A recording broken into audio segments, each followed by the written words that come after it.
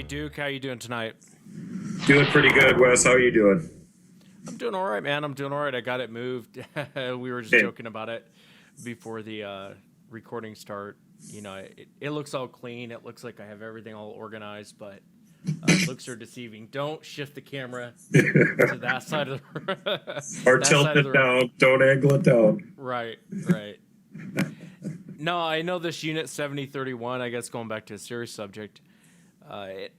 Before I get into that, some people like this conspiracy corner thing, and then some people absolutely hate it. There's really no in between.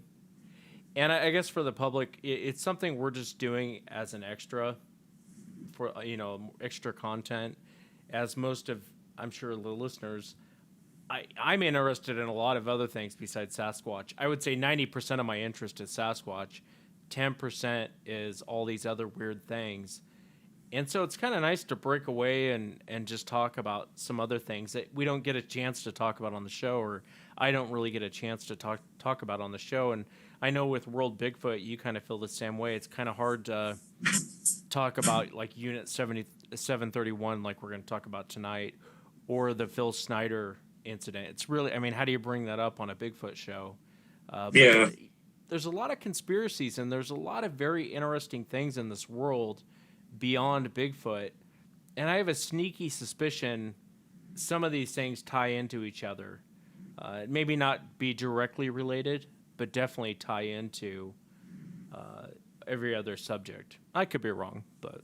Well, I agree with you, Wes. I think that that's the way it is. I think that if you actually do enough research on this stuff and, every single conspiracy thing that's happened that we can get information on, the dots aren't going to connect between everything.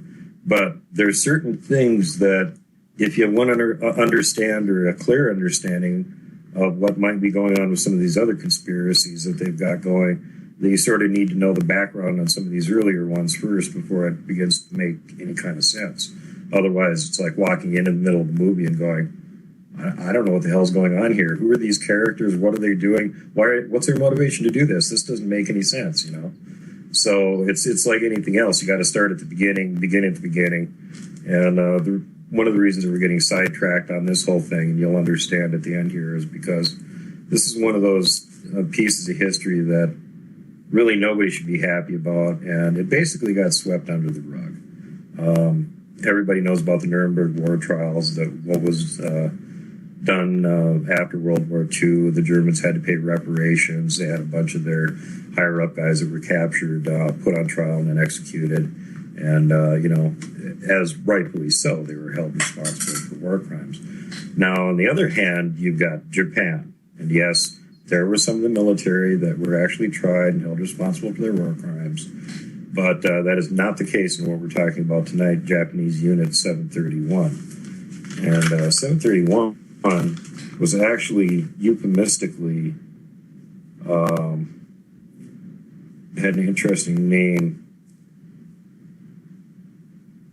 Let's see if I can find it here. Yeah, and as you look... The Epidemic Prevention and Water Purification Department. That was their cover name for it. Yeah, the Epidemic Prevention and Water Purification Department.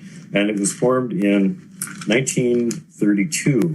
And this was pretty much something that was being done almost directly by Emperor Hirohito, who's a microbiologist, and was also assumed to be of divine origin, not just royal blood, but divine blood. Everybody was obliged to follow whatever the emperor said. He was direct descendant of the previous emperors. They were all of divine blood, too. He was like a living god, just like the concept of the pharaoh in ancient Egypt. That's the way they looked at the emperor in Japan. So whatever he said went, absolutely. And he wasn't telling them what was going on here with the Epidemic Prevention and Water Purification Department.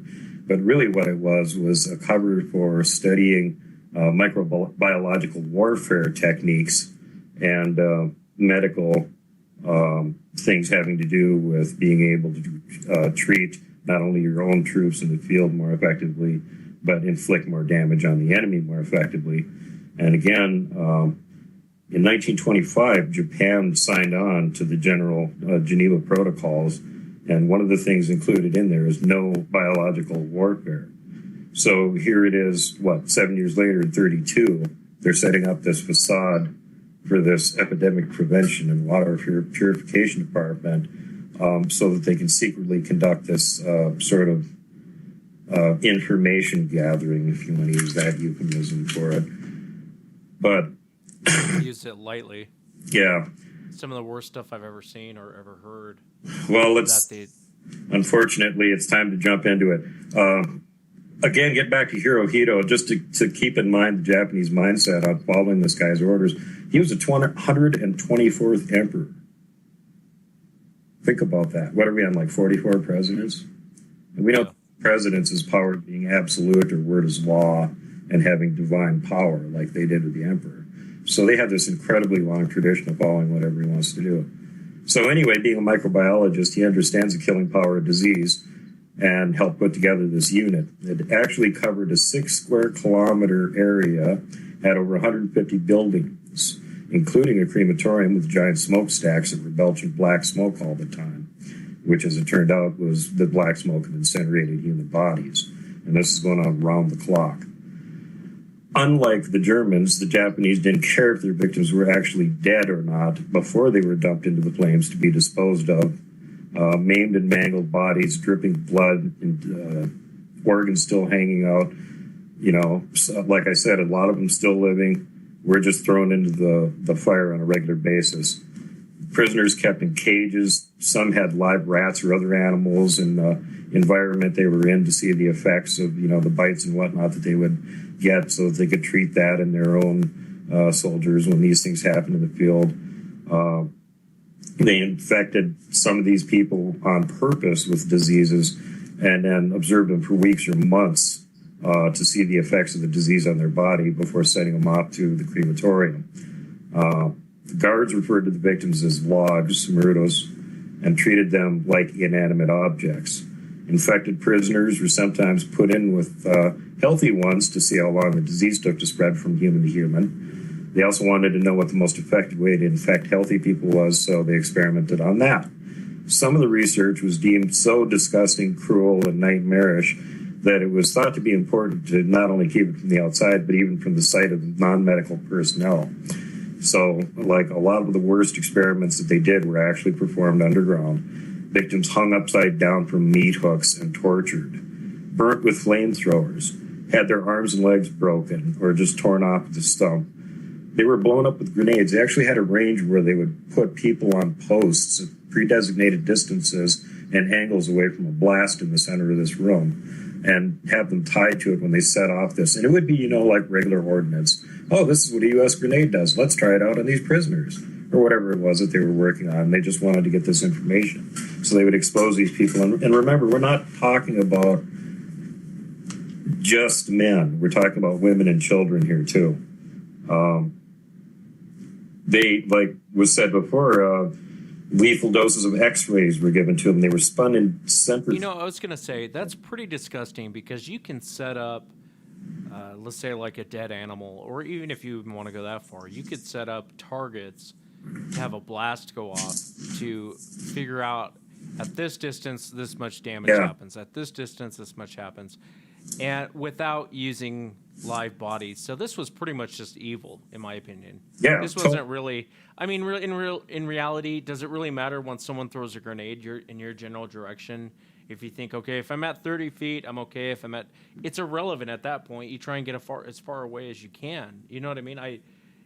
This was simply, I understand it's information gathering, but it's more evil than just information gathering, in my opinion. Yeah, well, you're right. And it goes back to their mindset, too. They thought of the prisoners that they got as being already basically dead. Now, they were going to use them and then kill them for the second time. So they didn't treat them at all like they were humans. They were just inanimate objects. And that whole mindset goes along with some of the weird stuff that they were doing with these people. I mean, the females were being raped not only by the guards, but also by the doctors and by other prisoners there. And they were getting these people from all over the place.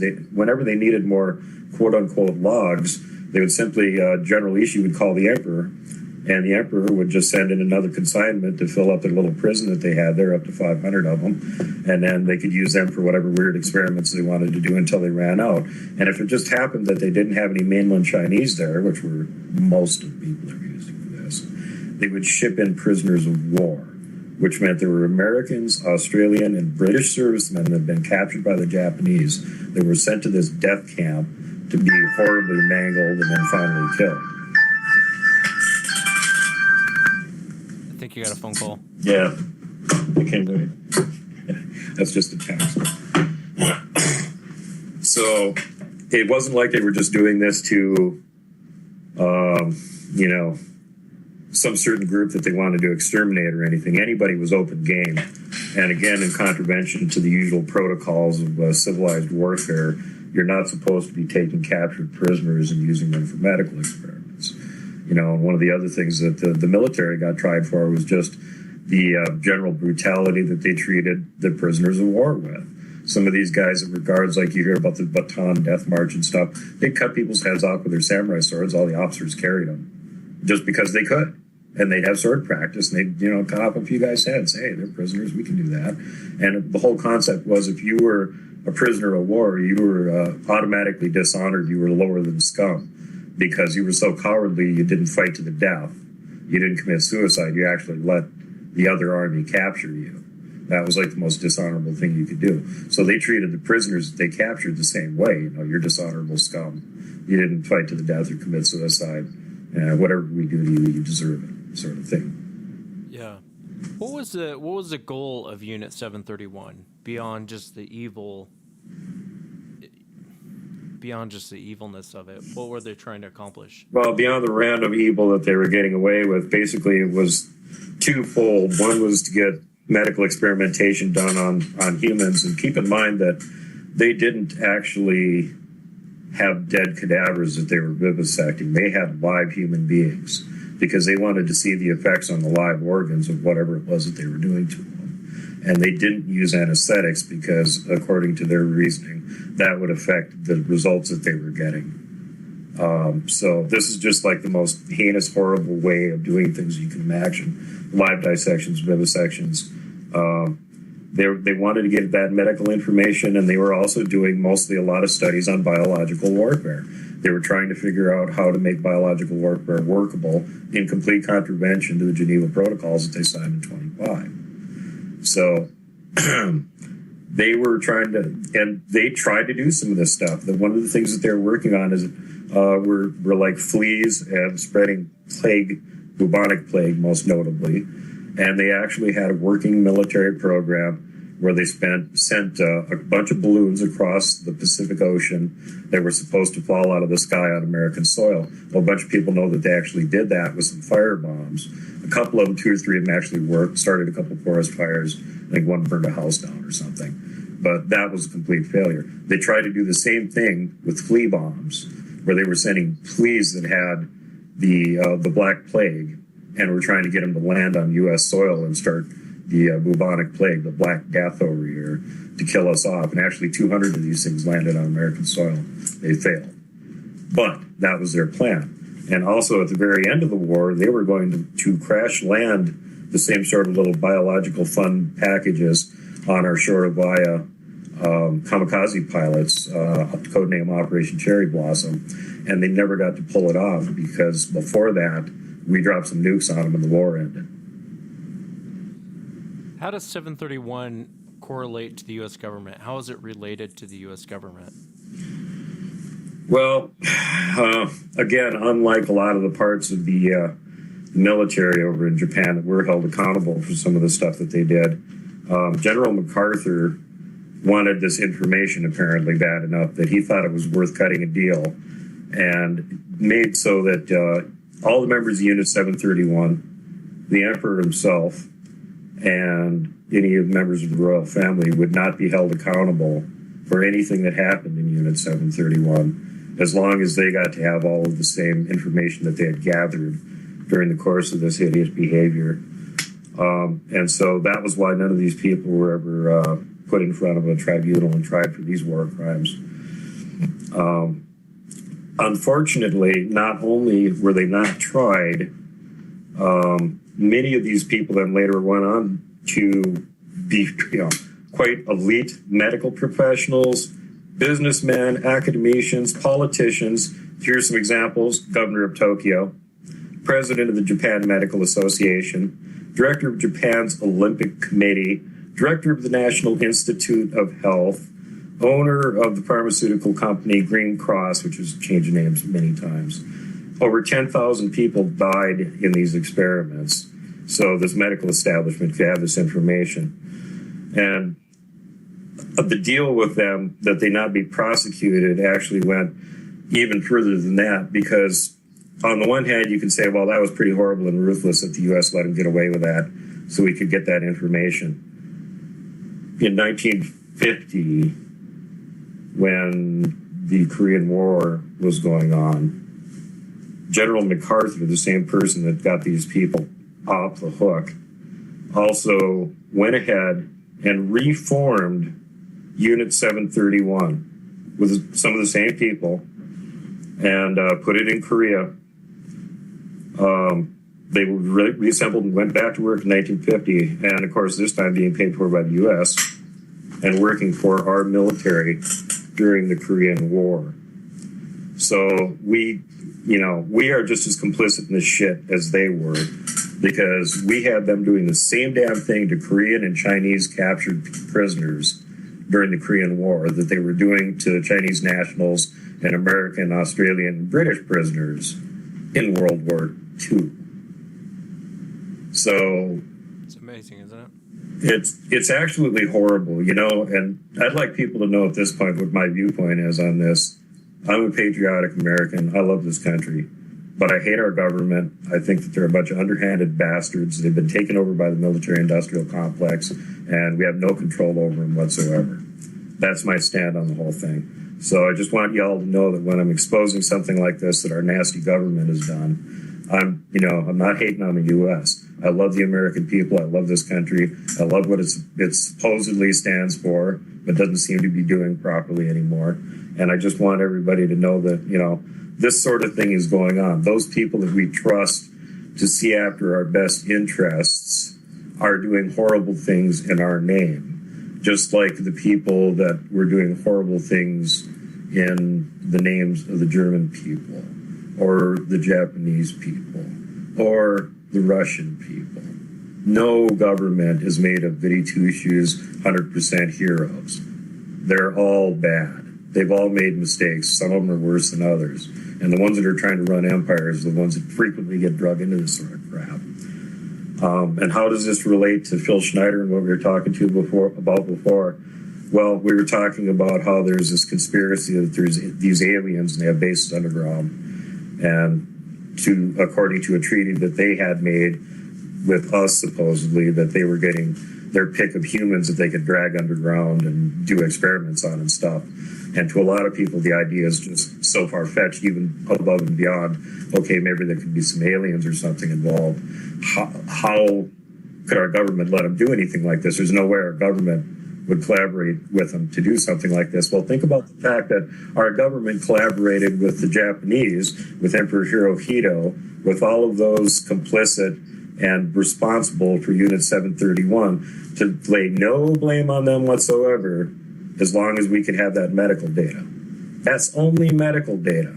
What would they be willing to do for ridiculously high-tech weaponry or defensive systems that would put us decades, maybe a century ahead of everybody else's technology if they thought they could get that? Would they be willing to torture some people? Would they be willing to let aliens maybe capture some people that were, kind of marginal? Maybe nobody will miss them. Yeah, go ahead, And the deal supposedly was that they could get away with doing some of this, but they had to give the government a list of who it was that they were abducting, and they had to return them. Well, right out of the gate, they started not giving complete lists. The government, of course, is following this abduction thing around, which is why you see these men in black showing up after alien abductions. Well, they're checking on what their what the aliens are doing when, they're supposed to be doing this, and they're maybe doing B and C instead of A. So, and then they started, of course, getting lots of abduction reports from people that were not being reported by the aliens as being on their list and whatnot. So, are they following the agreement? Hell no. Are we getting the super high tech that we're supposed to be? Probably, or, some of it, or they're going to give us a little bit so that we can feel like we're getting something and not make too much of a stink about thousands of people disappearing yet every year all across the world, perhaps a million. Yeah, it's amazing to me when you start looking into like Unit 731 or us taking Nazi scientists over, or one thing after another. You start to realize all governments are dirty. It's just a question of how much have they let it out publicly that how dirty they really are. Yep. And I know we have this mentality in the great US of A that we're better than everyone else and we're the just, and we're the most sane country on the planet, which for the most part might be true, but that's neither here nor there. The government is just as dirty as the as Afghanistan's, or as the Chinese, or as the Russians, just as dirty as the rest of them. And it's just amazing to me that this stuff goes on. I hadn't heard of 731. I knew I'd known about the Japanese having that. People knowing don't get caught by the Japanese because they'll torture you to death. Yeah. I didn't realize how bad it actually was with this Unit 731. And the fact that we basically started applying the same techniques they're doing during the Korean War is appalling. This video was hard to watch. The teaser I put up, it was hard for me to watch, and I put it together. It was really, really hard to watch some of that stuff that was going on. And so I think you're right as far as the Phil Schneider incident, how this all kind of relates back to World War II. It's not too far off to believe that this stuff goes on. If you don't believe in the alien thing, what if I told you that the government had no problem about keeping people in cages and doing experiments on them? Is it really that crazy of an idea? Is it really that offensive, Well, and we know lots of examples firsthand, information that's leaked out about the government in the 50s and the 60s doing like biological testing on American population. Oh, let's drop this virus by air and see if the people in town actually get sick from it. It's a cheap and easy way. The most that they'll do is get the flu, which is what we're trying to do, is give them the flu. Let's see how it works and see how many of it actually affects. They've been doing this crap since the end of World War II to us. And it comes as a big shock that maybe they would allow these aliens from, wherever it is that they're from. I'm not saying they're from some other planet, whatever. We'll get into that later. But they're going to allow them to, take a few humans and do experiments on them. And in return, we'll not only get to share data with them, but, they'll be giving us all this nifty high-tech stuff that we can work on, and then add to our shadow government's powerful arsenal that they're not letting the regular establishment know anything about. So, and the other thing that always gets me is the people that are into the whole, aliens are from another planet. They're really high tech. They've come here from long distance across space, and therefore their technology has been around, their civilization has been around long enough that they've overcome some of these social issues, and they're not warlike and aggressive anymore, because if they were, they would have wiped themselves out before they got here. Well, okay, let's use some examples from our own history. How about, you guys ever heard of the conquistadors? The conquistadors had technology a long ways ahead of the people that they came over here to visit. And it didn't work out so well for those people that they came to visit now, did it? Yeah, it's true. And then, you look at the example in World War II. Again, and at the time that World War II broke out, Germany was the most literate and most technologically advanced country on Earth. And yet they had the death camps there, and the pogroms against the Jews, and, all of the horrible shit that was happening there. And, it was just, it's not connected. Just because a being is really intelligent doesn't mean they have morals, doesn't mean they look at things through what we consider to be a moral light, in the very least. And more than likely, it's just going to turn out badly for the lesser civilization. The history on Earth has just shown that time and time again. We've got a more advanced force goes and meets a less advanced force. It usually works out really badly for the less advanced force, whether they even intended to or not. Look at when the first colonists came here to the United States and accidentally spread all these disease germs among all the Indian tribes. They had no intention of doing that. It was just stuff they were immune to over in Europe. They got here and exposed the natives to it, and there was like millions of them that died before we even basically got off the East Coast. We weren't even aware that we had wiped out most of them. Yeah. Well, the other thing I wanted to get into was maybe we should wait and do another show on it, the Nazi Bell.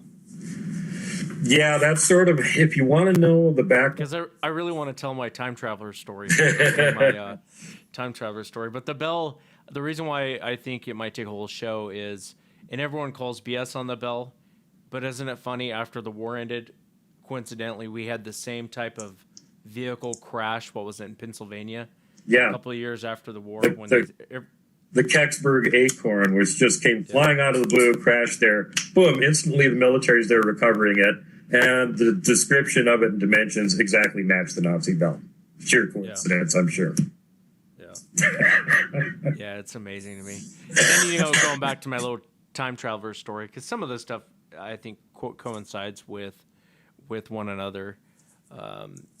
It makes you wonder what technology that they have or have currently or have had and forgotten that we haven't even had access to yet, that we have no clue what's going on. You know what I mean? Well, just for the teaser for you guys, we keep talking about the bell. It was the big, ultimate, supposedly war-winning technological thing the Germans were working on. It was classified as above top secret. It was what they considered to be the above anything else priority project. If there was like any disputes over who got materials or people to work on certain projects, the bell won every time. And it had like 4 layers of security around it. They built its own installation just to test this thing on. They had their own prisoner of war camp nearby. They had a gigantic facility that they built for electricity just to supply this experiment. And what they were trying to do was use torsion vortex technology to create space-time ruptures. So that goes into invisibility, it goes into stargates, it goes into anti-gravity, it goes into all sorts of weird effects that you can get off of this sort of thing. And that's basically what they were working on.